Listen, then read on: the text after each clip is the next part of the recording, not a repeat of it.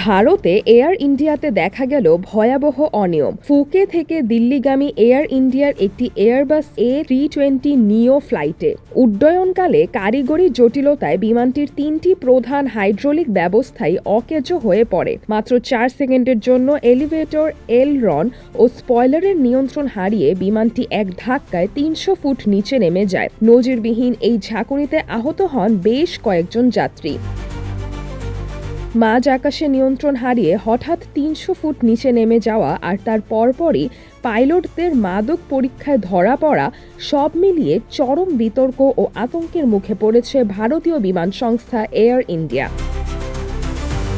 অবতরণের পরপরই শুরু হয় অন্য নাটকীয়তা। উড্ডয়নের আগে পাইলট গাঁজা বা মারিজুয়ানা সেবন করেছিলেন। এক ক্যাবিন ক্রুর এমন অভিযোগের ভিত্তিতে কমান্ডে থাকা প্রধান পাইলটের 2টি মূত্র পরীক্ষা করা হয় এবং দুটিতেই মাদক সেবনের প্রমাণ মেলে।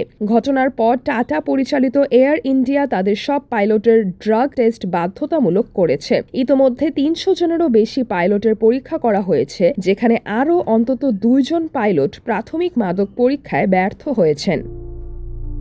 যেসব পাইলট পরীক্ষায় ব্যর্থ হয়েছেন, চূড়ান্ত ফলাফলের জন্য অপেক্ষা করার পাশাপাশি আপাতত তাদের দায়িত্ব থেকে অব্যাহতি দেওয়া হয়েছে। যদিও এয়ারলাইন্স কর্তৃপক্ষের দাবি, বেসামরিক বিমান চলাচল বিধি অনুসরণ করে নিয়মিত প্রক্রিয়ার অংশ হিসেবে কর্মচারীদের এই পরীক্ষা চালানো হচ্ছে।